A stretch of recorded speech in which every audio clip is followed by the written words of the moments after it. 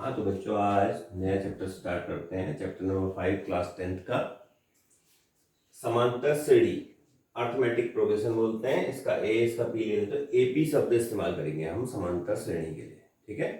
अब समांतर श्रेणी कहते किसे, देखो कुछ पद हैं A1, A2, A3, A4, A5, A6 करके AN तक।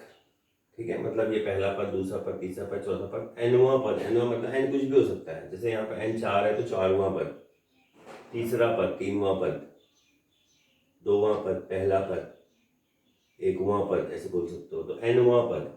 ठीक हो गया। ये सबके सब एपी में होंगे, मतलब समांतर श्रेणी। इसके नाम से पता लग रहा है, देखो समांतर श्रेणी मतलब समान अंतर जिन सीरीज के, जिस श्रृंखला के हर दो पदों का अंतर समान होता है, हर कंजुगेटिव पद का अंतर समान होता है, उसी को समांतर श्रेणी कहते हैं। कैसे?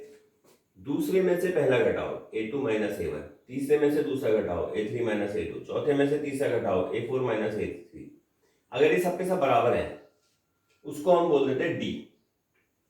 डी माने सार्व अंतर, सार्व माने कॉमन, अंतर माने डिफरेंस।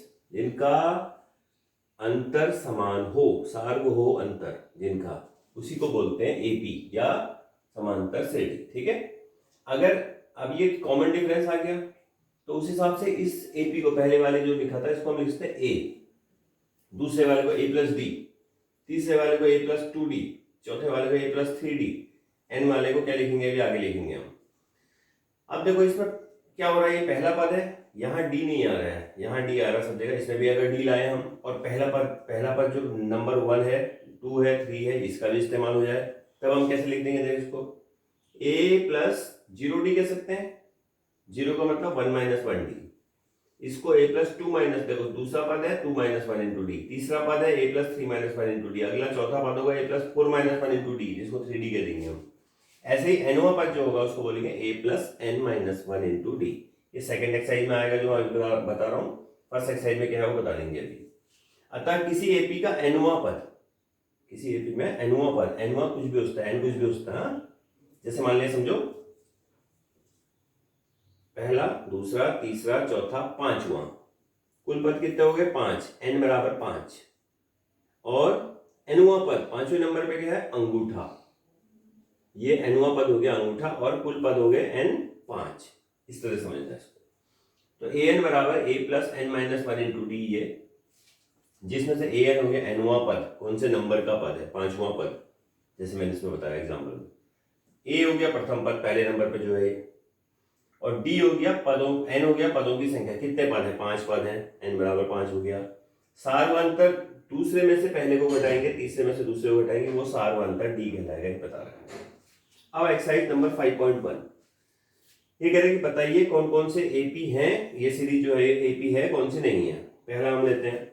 इसने कहा कि एक सवाल ये है, मैंने लिखा नहीं है पूरा, टैक्सी का किराया करके लिखा है खाली, कि कोई टैक्सी है उसमें पहले 1 किलोमीटर का किराया 15 रुपया है और अगले हर किलोमीटर का किराया 8-8 रुपए बढ़ते जाएगा।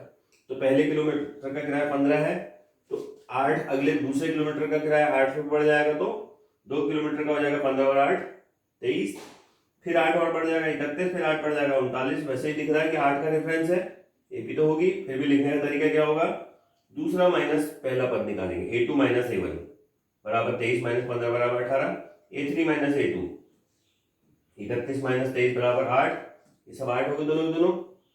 तो A2 माइनस A1 बराबर A3 माइनस A2 है और इसी को हम D बोलते हैं, अतः यह एक AP है। ठीक है।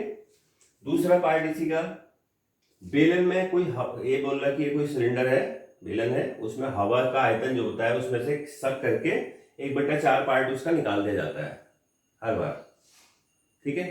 तो 4-5 बार में देखेंगे इसको कैसे होता है करके। तो ये क्या ये एपी बनेगी नहीं बनेगी कह रहा, तो हमारे पास कोई आंकड़े तो है नहीं। तो हमने कहा माना पहले शुरुआत में हवा जो थी 64 यूनिट थी, उसकी जो भी यूनिट थी, सेंटीमीटर क्यूब होता है, मीटर क्यूब होता है, कुछ भी होता है इसकी इकाई।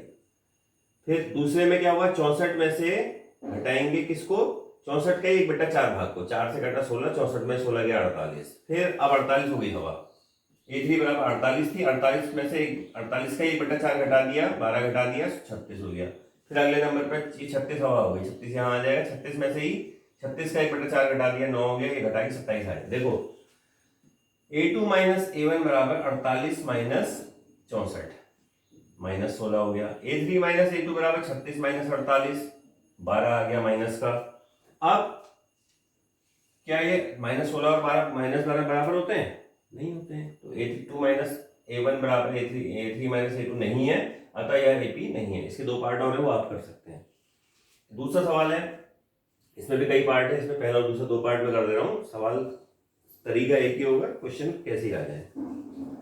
इसमें कह रहा है कि यदि निम्न AP के प्रथम 4 पद लिखो जबकि प्रथम पद और सारवंतर D दे रखा है। जैसे ये पहला पद दे दिया और अंतर कितना है वो बता रखा है, तो क्या करते हैं हम, पहला पद फिर उसमें D जोड़ दिया, दूसरा पद हो गया उसमें भी D जोड़ दिया, तीसरा पद उसमें D जोड़ दिया, चौथा पद अगले में। तो हम क्या करेंगे, पहला पद 10 दे रखा है, सारवंतर भी 10 दे रखा है, तो AP हो जाएगी 10, 10 में 10 जोड़ दो, फिर 10 में 2 गुणा 10, फिर 10 में 3 गुणा 10, तो 10 10 10 20, 20 ये हो गया, 20 10 30, 30 10 40। वैसे भी 10 10 10 जोड़ते जाओ, अपना बातें जाएगा, लिखने का तरीका ये रहेगा।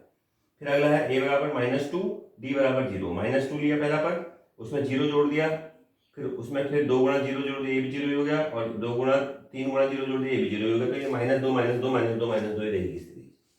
फिर है निम्न AP में प्रथम पद तथा सारवंतर बताओ। 3 1 -1 -3 दे रखा है। प्रथम पद तो पहला पद जो लिखा है वही हो गया 3, और सारवंतर पहले में से दूसरे में से पहले को हटाएंगे, पहले में दूसरे को नहीं, दूसरे में से पहले को, तो 1 -3 -2 हो गया। अगला है 1/3 5/3 9/3 13/3, तो पहला पद तो 1/3 हो गया, फिर सारवंतर जो है 5/3 में से एक 1/3 घटाया, तो एलसीएम सेम है हमारा, मतलब डिनोमिनेटर सेम है, तो एलसीएम 3 हो गया, 5 में से 1 गया, 4/3 हो गया। अगला है चौथा सवाल है, इसमें भी कई पार्ट है, इसमें 4 क्वेश्चन ले रखे मैंने, बाकी सब ऐसे ही हैं। कह रहा है कि इनमें से कौन सी AP है और कौन सी नहीं है।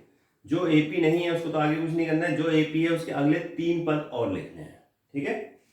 तो 2 4 8 16 है पहला पार्ट, हमने क्या किया, A2 माइनस A1 दूसरे में से पहला पद घटाया, 4 में 2 गया 2, फिर A3 माइनस A2 8 में से 4 गया 4। अब देखो ये 2 आ गया 4 आ गया, इसका मतलब A2 माइनस A1 और A3 माइनस A2 बराबर नहीं है, अतः यह AP नहीं है। अगर बराबर होंगे तब आगे बढ़ेंगे। अगला है 3 प्लस वर्गमूल 2, 3 प्लस 2 वर्गमूल 2, 3 प्लस 3 वर्गमूल 2।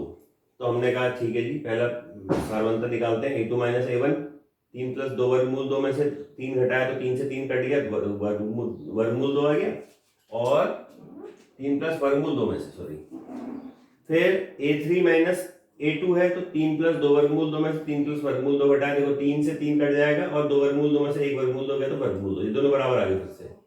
तो A2 माइनस A1 बराबर A3 माइनस A2 है, बराबर वर्गमूल 2 के है, यही सारवंतर है हमारा।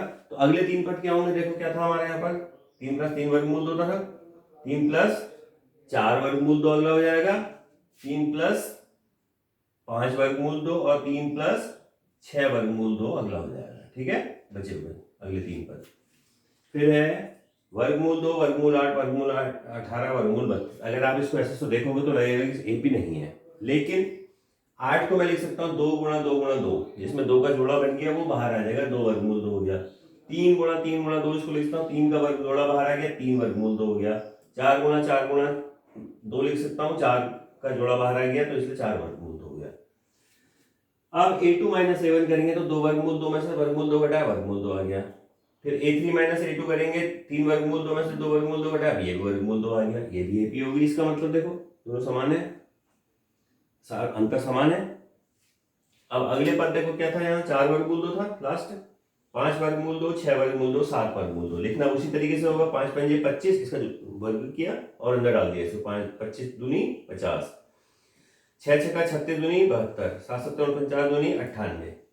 फिर आ गया अगला 14वां सवाल है, 1 का स्क्वायर, 2 का स्क्वायर, 3 का स्क्वायर, 7 का स्क्वायर। लगने में लग रहा होगा शायद कि ये AP हो सकती है करके, लेकिन देखते हैं होती नहीं होती। A2 माइनस A1, 2 का स्क्वायर माइनस 1 का स्क्वायर, 1 3, ये 5 का स्क्वायर भी होगा बीच में शायद, 7 का स्क्वायर ऐसे करके। तो A2 माइनस A1, 2 का स्क्वायर माइनस 1 का स्क्वायर, 2 का स्क्वायर 4 हो गया, 4 में से 1 गया 3। A3 माइनस A2, 3 का स्क्वायर माइनस 2 का स्क्वायर, 3 का स्क्वायर 9 हो गया, 9 में से 4 गया 5। ये दोनों अंतर बराबर नहीं है, अतः यह एपी नहीं है।